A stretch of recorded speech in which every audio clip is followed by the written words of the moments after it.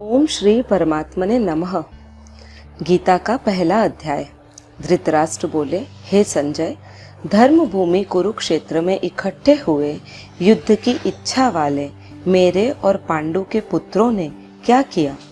इस पर संजय बोले, उस समय राजा दुर्योधन ने व्यूह रचना युक्त पांडवों की सेना को देखकर और द्रोणाचार्य के पास जाकर यह वचन कहा, हे आचार्य, आपके बुद्धिमान शिष्य ध्रुपद पुत्र धृष्टद्युम्न द्वारा व्यूहाकार खड़ी की हुई पांडु पुत्रों की इस बड़ी भारी सेना को देखिए।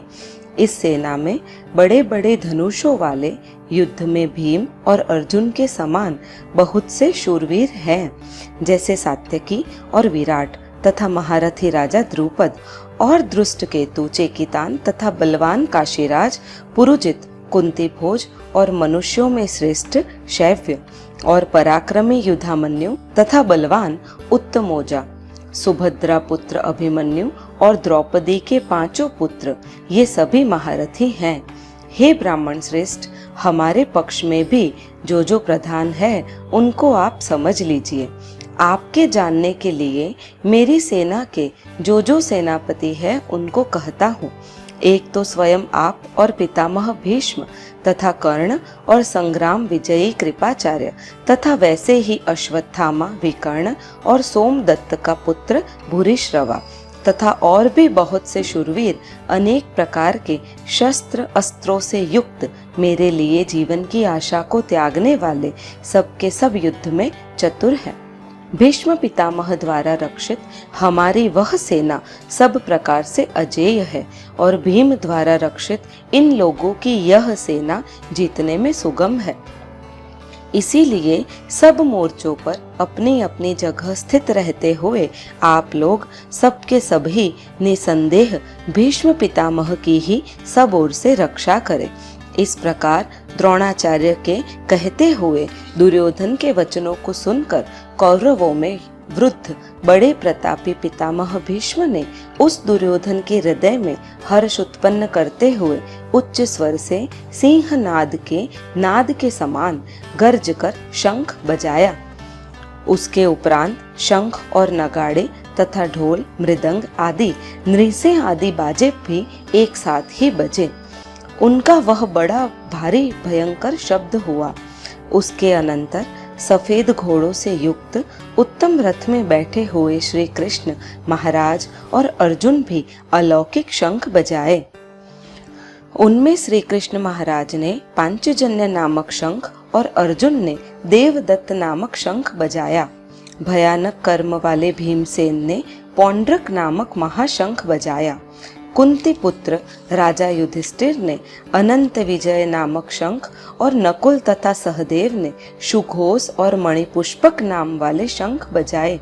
श्रेष्ठ धनुष वाले काशीराज और महारथी शिखंडी और धृष्टद्युम्न तथा राजा विराट और अजेय सात्यकी तथा राजा द्रुपद और द्रौपदी के पांचों पुत्र और बड़ी भुजा वाले सुभद्रा पुत्र अभिमन्यु, इन सब ने हे राजन अलग अलग शंख बजाए और उस भयानक शब्द ने आकाश और पृथ्वी को भी शब्दायमान करते हुए धृतराष्ट्र पुत्रों के हृदय विदीर्ण कर दिए।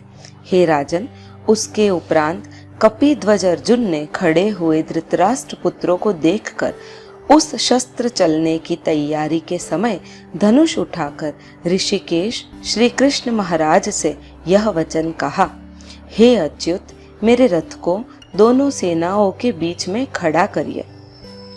जब तक मैं इन स्थित हुए युद्ध की कामना वालों को अच्छी प्रकार देख न लूं कि इस युद्ध रूप व्यापार में मुझे किन किन के साथ युद्ध करना योग्य है, दुर्बुद्धि दुर्योधन का युद्ध में कल्याण चाहने वाले जो ये राजा लोग इन सेना में आए हैं, उन युद्ध करने वालों को मैं देखूंगा।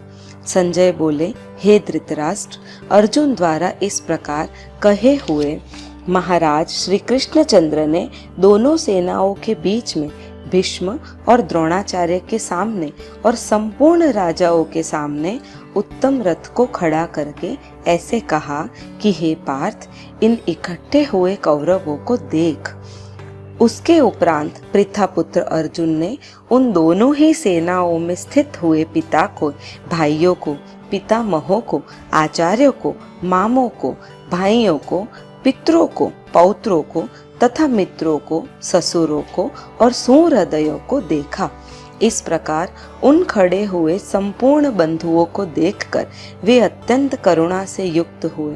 कुंती पुत्र अर्जुन शोक करते हुए यह बोले, हे कृष्ण, इस युद्ध की इच्छा वाले खड़े हुए स्वजन समुदाय को देखकर मेरे अंग शिथिल हुए जाते हैं और मुख भी सूखा जाता है और मेरे शरीर में कंप तथा रोमांच होता है तथा हाथ से गांडीव धनुष गिरता है और त्वचा भी बहुत जलती है तथा मेरा मन भ्रमित सा हो रहा है।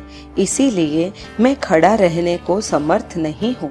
हे केशव, लक्षणों को भी विपरीत देखता हूँ तथा युद्ध में अपने कुल को मारकर कल्याण भी नहीं देखता। हे कृष्ण, मैं विजय नहीं चाहता और राज्य तथा सुखों को भी नहीं चाहता। हे गोविंद, हमें राज्य से क्या प्रयोजन है अथवा भोगों से और जीवन से भी क्या प्रयोजन है, क्योंकि हमें जिनके लिए राज्य, भोग, सुख आदि इच्छित है, वे ही यह सब धन और जीवन की आशा को त्याग कर युद्ध में खड़े हैं।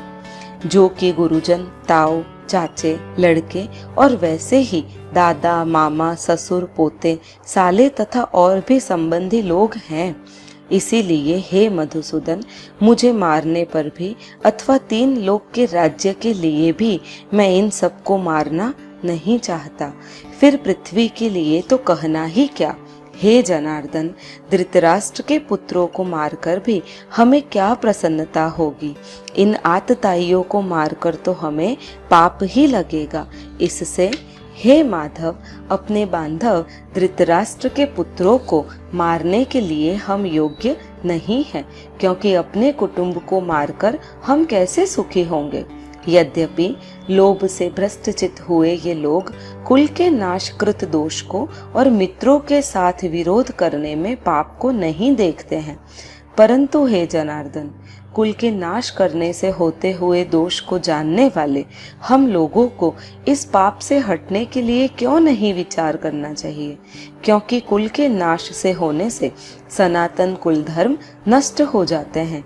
धर्म के नाश होने से संपूर्ण कुल को पाप भी बहुत दबा देता है तथा हे कृष्ण, पाप के अधिक बढ़ जाने से कुल की स्त्रियां दूषित हो जाती है और हे वासनेय, स्त्रियों के दूषित होने पर वर्ण शंकर उत्पन्न होता है और वह वर्ण शंकर कुल घातियों को और कुल को नरक में ले जाने के लिए ही होता है।